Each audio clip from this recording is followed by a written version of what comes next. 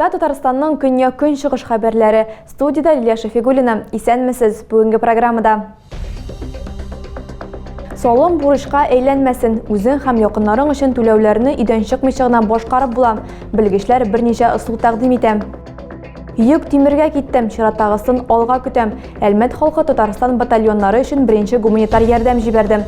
Хәрбиләр ниләргә мохтаҗ? Ширмүшәннән Әлмәткә кадәр Леногорскида безнең йортыбыз Татарстан фестиваленең сайлап алу этабы узды. Иңнәрне нәрсә көтә? Физик затлар милкенә салым түләү вакыты 1 декабрьдә тәмамлана. Әлмәт район инспекциясе идән чыкмыйча гына да түләү мөмкинлеге барлыгын искәртә. Тулырак киләсе сюжетта. Налоги оплатить. Физик затлар милке һәм кереме җир транспорт өчен салым түләү срогы якынлаша. Ул 2022 елның 1 декабрендә тәмамлана. Инспекциягә Дмитрий Офицеров та килгән. Ират белгечкә мөрәҗәгать итеп түләү өчен белдермәне үзенә генә түгел, хатыны өчен дә алган. Моның өчен федераль салым хезмәте сайтында 3нче зат өчен салым түләү сервисыннан файдаланырга кирәк. Салым хәбәрнамәләре ташламаларга хокуклы милекчеләргә җибәрелми. Түләүләр күләме 100 сумнан ким булган очракта да гражданинга ул тапшырылмый. Рәмилә Хәбибуллинның пенсионер буларак җир салымы буенча бурычлары юк. Әҗәтләр булмауны шулай да расларга кирәк дип саный ул. Ханым Азнакай районыннан кызы янына кунакка килгән. Форсаттан файдаланып, салым инспекциясенә дә кирип чыгарга булган. Шуннан да хатын-кызның җир салымы буенча бурычлары юк. Фатир өчен генә түлисе кала. Салымнар түләүгә хәбәрнамәләр физик затлар өчен салым түләүченең шәхси кабинеты интернет хезмәте яки Россия почтасы бүлекләре аша җибәрелә. Салымны мобиль кушымта аша федераль салым хезмәте сайты, Россия почта бүлекчәләре, терминаллар һәм банк офисларында түләргә мөмкин. Әлмәттән иң кирәкле товарлар белән тулы йөк машинасы юлга кузгалды. Тимер батальоныннан хәрбиләр көтеп алган йөкләрен алсын өчен экипажга 2000 километрдан артык үтәргә туры киләчәк. Гуманитар ярдәм җыю мәкәлләр, уку йортлары һәм битараф булмаган әлмәтләр катнашты. А коробки тяжелые? Нет, не тяжелые, терпимо.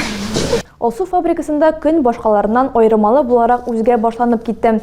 Милән Әхмәдуллина волонтерлар белән йөк төяргә ярдәм итә. Кыз дизайнер булып хезмәт куя. Оешмада күбрәк хатын-кызлар эшли. Тартмалар авыр түгел, шуңа күрә үзебез ташыйбыз ди Миләнем.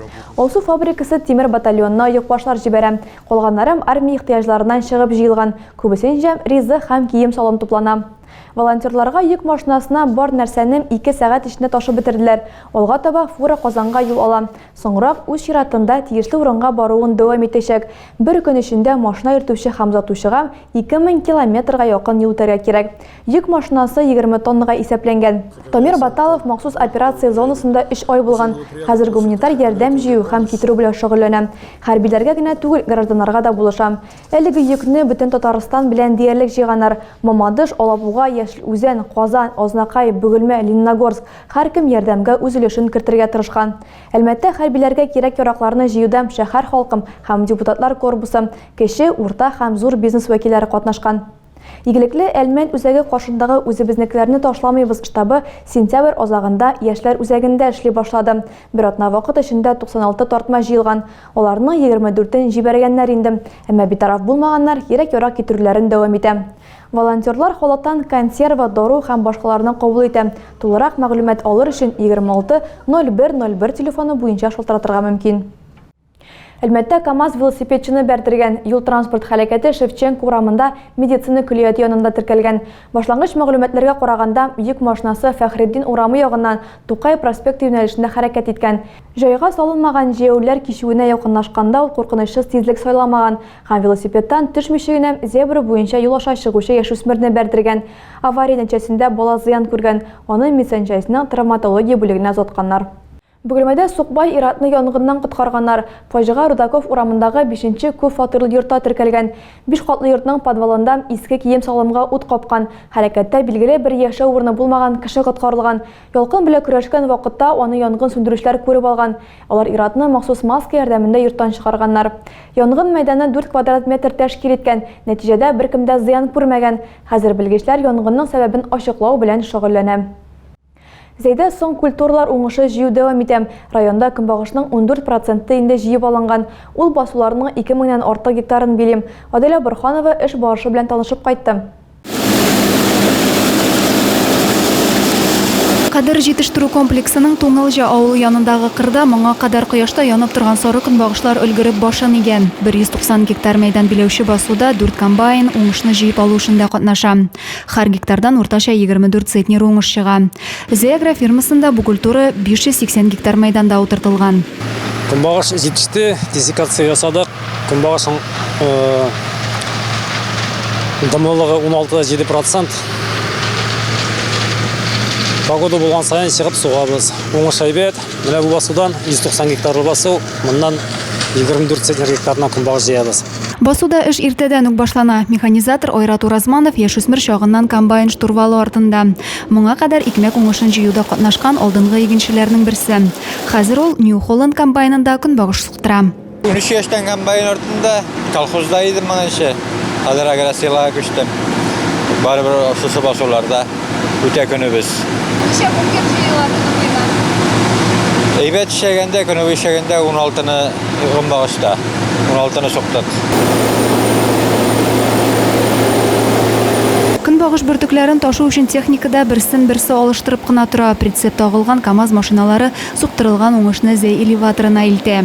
Көнбагышка хәтле зерно ташыдык. Хәзер күчтек көнбагышка. Көненә бер 3-4 рейс ясыйбыз зәй элеваторына. Зәй басуларында көнбагыш 2470 гектар мәйданда чәчелде. Хәзерге көндә барлык мәйданның 14% суктырылган. Һәр гектардан уртача 24 центнер уңыш җыеп алына. Бу эшне Зәй шикәре һәм Зеагра фирмалары эшчеләре башкара.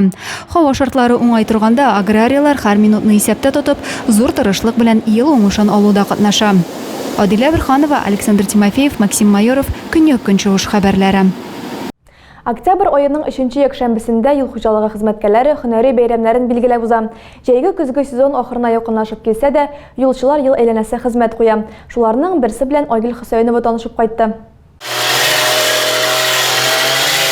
Юл хезмәткәрләре яңа юллар салу төзекләндерү белән генә мәшгуль түгел, алар юл буйларын тәртиптә тоту өчен дә җаваплы. Юллар куркынычсыз булсын өчен хезмәткәрләр юл буйларына үскән агач куакларны моторлы пычкы, чапкычлы трактор ярдәмендә тазарталар. Әлеге эш юлларны агач капламасын, машиналарга юл күренеп торсын өчен башкарыла.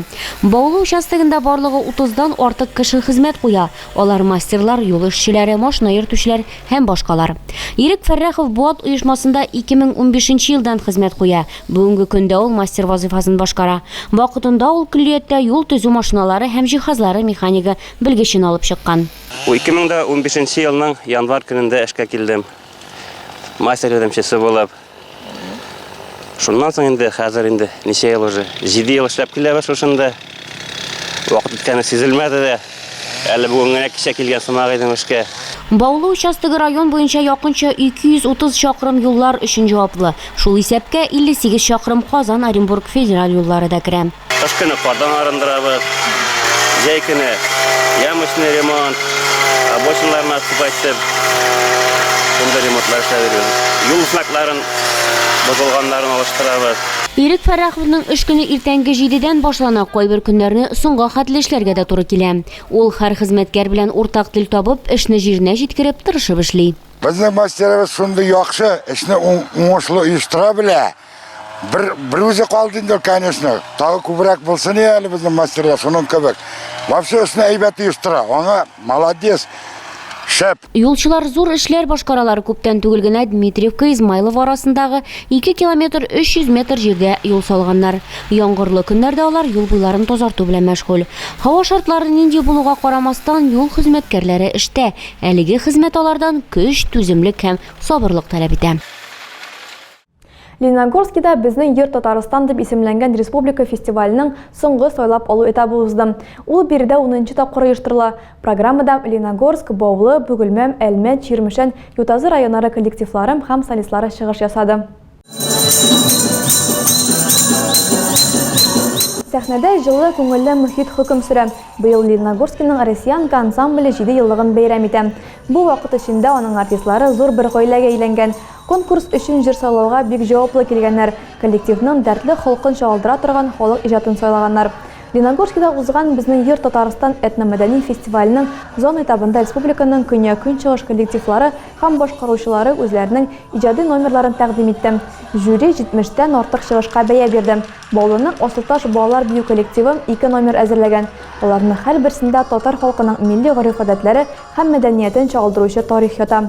Фестивальне Татарстан халыклары ассамблеясы оештырган. Бәйге Татарстанда яшәүче халыкларның бердәмлеген һәм рухи җепләрен ныгыту, шулай ук республиканың күп милләтле мәдәниятен саклау һәм үстерү өчен үткәрелә.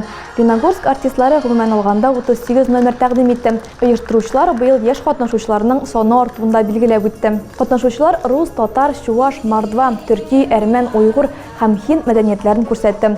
Конкурс 3 номинациядә вокал, хореография, инструменталь музыка буенча үткәрелде. Фестивальнең иң иңнәре халыклар бердәмлеге көненә багышланган гала-концертта чыгыш ясаячак. Ул Казанда 4 ноябрьдә үткәрелә. Тагы да күбрәк яңалыклар һәм тапшырулар белән безнең рәсми сайтыбызда таныша аласыз. Без социаль челтәрләрдә бар, хәбәрләр юлагыз. Бүгенгә менә шулар, мин сезгә файдалы юллар, күңел тынычлыгы телим. Исән-сау булыгыз.